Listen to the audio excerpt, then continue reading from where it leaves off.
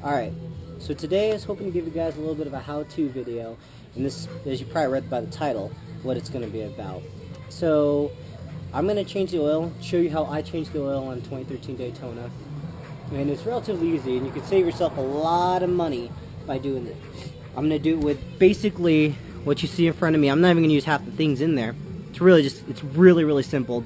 Triumph has made this such an easy process. But anyway, a little disclaimer beforehand, I will not be changing my own oil this time. I'm not going to actually change the oil on camera, or really for the matter this time, because I don't need to.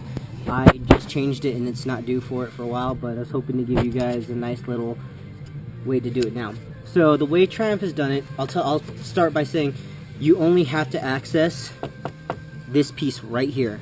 That's the only part that you have to pull off. It is secured by 2 rivets here and 2 bottom screws here, which are the hardest ones to get back on, or at least so I've found. 1 piece right here and a star bolt on the inside of right here. Hopefully you can see that when I get to that part. But oh, and right here, nice little hex bolt, nice large one. But it's really, really easy to get it off. So I'm gonna back this off a little bit. All right, so first step is getting those rivets off. I really don't think I need to show you how to do that on camera. I mean, it's pretty dang obvious and easy. So I'll get back to you once I get those rivets off, or after I get to the part. So I know this is a little bit backwards because I'm doing this at the end after I already took apart the bike, but I thought it was worth mentioning. So for anyone who's new to this process, I should disclaimer this one as well. The process is pretty much the same as if you would change any other motorcycle's oil. So warm up the bike a little bit. Once it's settled a little bit, go ahead and take all the plastic off. And then once the plastic is removed, then drain the lukewarm oil and the filter. What you're going to do after that is, I'm going to save you the trouble of looking for it. This bike takes 1 gallon, so 4 quarts of oil. I'm using what's recommended by the manual right now, which is Castrol 4T.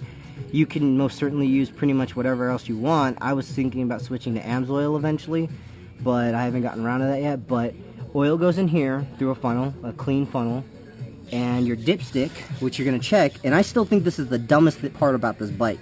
They gave you a black dipstick to check the oil. Now, it's kind of stupid if you think about it, because oil's black, so how the hell are you supposed to freaking tell? Well, I would recommend go out online and buy the red dipstick or some other color than black, because it's kind of stupid, but that's all up to you. Technique for this one we used was get a white paper towel and lay it on there straight, and best guess, but for the most part 1 gallon or 4 quarts of oil will fill this bike up just right, as from what I can tell, if not a little bit over, but a little bit more than like normal, but it's still good. So that's that. And yeah, really, really, really easy to take this bike to do its oil, if that's all the basic maintenance you need to do. Really simple. But that's that. So as I was saying, I already pulled up some of the screws, but I forgot to mention one of them. Inside there, on the inside of this plastic piece where you remove the rivets, there's also another hex bolt that you'll have to get off to get it separate from this red part. Now, I should tell you, I have removed the entire left side before, and it was not fun getting it on, because if you can tell, this is all one piece, or this can be a piece, this is a piece, this is its own piece, and all that together, it makes a headache trying to snap it back into place and remember where all the screws go. So if I were you, I wouldn't. Also, I'm pretty sure that there was a human heart on this side, on the inside of the fairing. I don't want to look at it again, but I'm pretty sure it's there. But the last couple ones are right here, and the star bolt here. Now the star bolt, if I can get out enough, if you see it, that star bolt is relatively easy to get out, so long as you can maneuver something in there to get it. So I'll get back to you once I get the panel off. One last bit of warning, make sure that you keep all the screws, or you separate them and hold on to them. Make sure that you can get to them later. But anyway, that should be the last of it from any part that needs to be separated or taken off. As for the rest of this, it will all pretty much, or it should in theory, come right off. See if I got it right.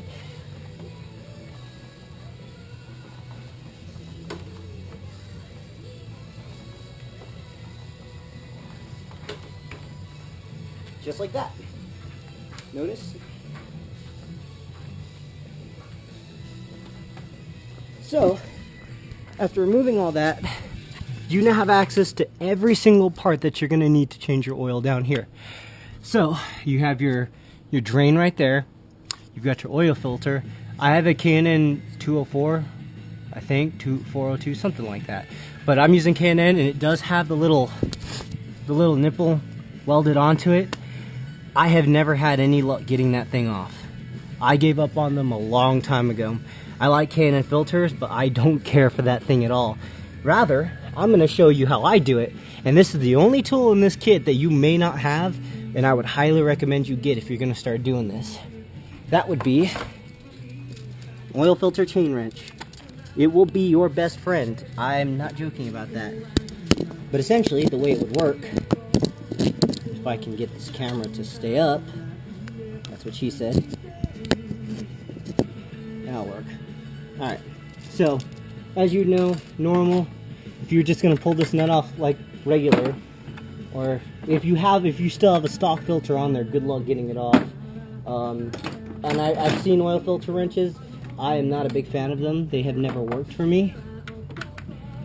If you were, you'd sit there and you notice Triumph has made a good job making this really open and accessible, but you know, I've always ended up stripping out that nut or just making it not work. So the way this thing works, this little beauty, essentially what you do is you wrap it around.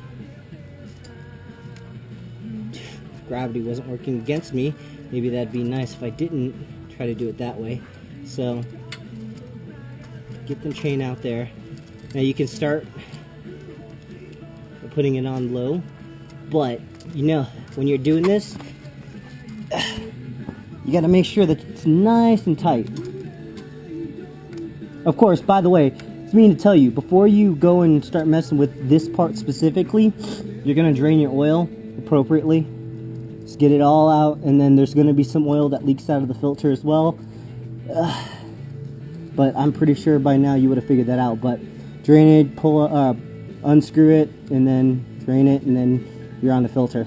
But anyway, so if I can ever get this on, yes, I had this much trouble last time too, but it still works. So as you can see, if I can ever get this right, here I'm supposed to be teaching you guys. The thing's schooling me. Let's see, come on.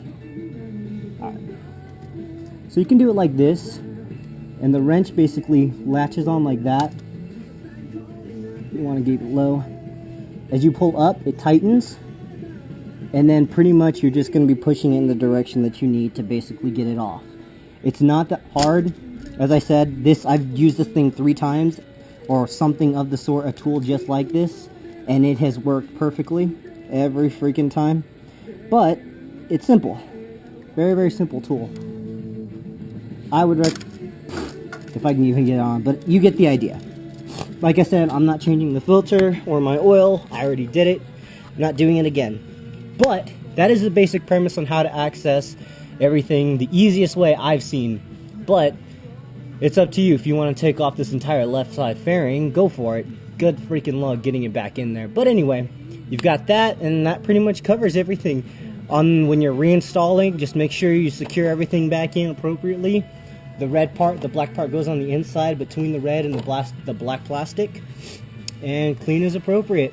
So I wish you guys the best of luck. Hopefully this taught you a little something about how easy this bike is to change the oil on, and hopefully it'll save you a couple bucks. Alright, laters.